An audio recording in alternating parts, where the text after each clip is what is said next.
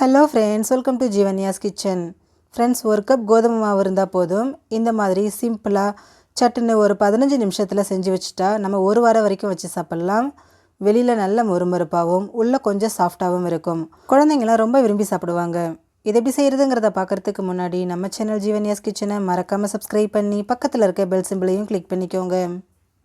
இது செய்கிறதுக்கு ஒரு மிக்சர் ஜார் எடுத்துகிட்டு அதில் 1/4 கப் அளவுக்கு ரவை, 1/4 கப் சர்க்கரை, வாசனைக்காக 2 ஏலக்காய் சேர்த்துக்கோங்க. சேர்த்துட்டு இது நல்லா நைஸாக ஃபைன் பவுடரை அரைச்சி எடுத்துருங்க. பாருங்கள் எந்த அளவுக்கு நல்லா ஸ்மூத்தாக அரைப்பட்டு வந்திருக்குன்னு. எவ்வளோ நைஸாக அரைக்க முடியுமோ அவ்வளோ நைஸாக அரைச்சிருங்க.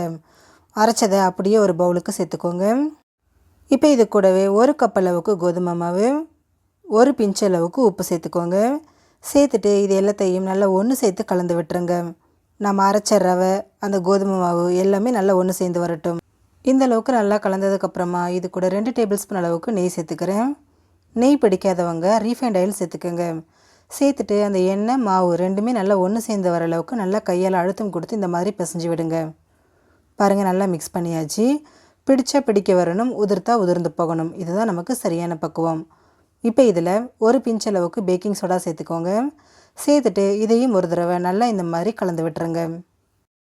இப்போ இதில் தண்ணி சேர்த்துக்கலாம். தண்ணி ஒரேடியாக சேர்த்துறாதீங்க. கொஞ்சம் கொஞ்சமாக இந்த மாதிரி தண்ணியை தெளிச்சுட்டு மாவு நல்லா டைட்டாக பிசைஞ்சிக்கோங்க. ரொம்ப இலகுவாக பிசையக்கூடாது. எந்த அளவுக்கு டைட்டாக பிசைய முடியுமோ அந்தளவுக்கு நல்லா டைட்டாக பிசைஞ்சு எடுத்துக்கோங்க. பாருங்கள், நல்லா பிசைஞ்சாச்சு. மாவு எந்த அளவுக்கு நல்லா டைட்டாக இருக்குன்னு இந்த அளவுக்கு நல்லா டைட்டாக பிசைஞ்சு எடுத்துருங்க. இப்போ இதிலேருந்து கொஞ்சமாக மாவு எடுத்துக்கோங்க. உங்களுக்கு பிஸ்கெட் என்ன சைஸ் வேணுமோ அதுக்கு தகுந்த மாதிரி மாவு எடுத்துக்கலாம். நான் கொஞ்சமாக ஒரு கோலி சைஸுக்கு தான் எடுத்துருக்கிறேன். எடுத்துகிட்டு கொஞ்சம் கூட வெடிப்பு இல்லாமல் நல்லா கையில் வச்சு உருட்டிக்கங்க.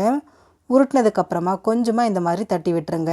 சைடில் வெடிப்பு இல்லாத மாதிரி கரெக்டாக இந்த மாதிரி கொஞ்சம் மொத்தமாகவே தட்டிக்கங்க. ரொம்ப மெலிசாக தட்ட வேண்டாம். இப்போ இதில் டிசைனுக்காக லைட்டாக இந்த மாதிரி கத்தி வச்சு கோடு போட்டு விட்டுக்கிறேன். இது ஆப்ஷனல் தாங்க. இது நீங்கள் அப்படியே ப்ளைனாக கூட நம்ம பொரிச்சு எடுத்துக்கலாம். பாருங்கள், ரொம்ப பர்ஃபெக்டாக வந்திருக்கு. இதே மாதிரியே மீதி இருக்கக்கூடிய எல்லா மாவையும் ஃபஸ்ட்டு இந்த மாதிரி பிஸ்கெட்ஸாக ரெடி பண்ணி வச்சுக்கோங்க. நான் எல்லா மாவையும் இந்த மாதிரி ரவுண்ட் ஷேப்பில் தட்டிட்டு இந்த மாதிரி கோடு போட்டு வச்சுருக்கிறேன். இப்போ இதை பொரிச்சிக்கலாம். அதுக்கு ஸ்டவ்வில் கடாய் வச்சு எண்ணெய் வச்சுருக்கேங்க. எண்ணெய் மிதமான சூடு வந்ததுமே நம்ம ரெடி பண்ணி வச்சுருக்கக்கூடிய அந்த பிஸ்கெட்ஸ் எல்லாத்தையும் எண்ணெயில் சேர்த்துருங்க. பாருங்கள், லைட்டாக தான் பபிள்ஸ் வருது இல்லையா? இந்த அளவுக்கு தான் சூடு இருக்கணும். இதை சேர்த்துட்டு ஸ்டவ்வை மீடியம் லோ ஃப்ளேம்லேயே வச்சுட்டு நல்லா வேக விடுங்க. இது நல்லா வெந்து மேலேயும் நல்லா செவக்கணும். அது வரைக்கும் இதை நல்லா வேக விடுங்க. இதை நம்ம திருப்பி போட வேண்டாம். அப்படியே வெந்து நல்லா செவந்து வரட்டும்.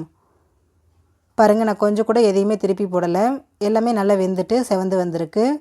இந்த அளவுக்கு செவந்தால் போதும். ரொம்ப செவக்க வேண்டாம். இப்போ இதை எண்ணெயிலேருந்து எடுத்துடலாம்.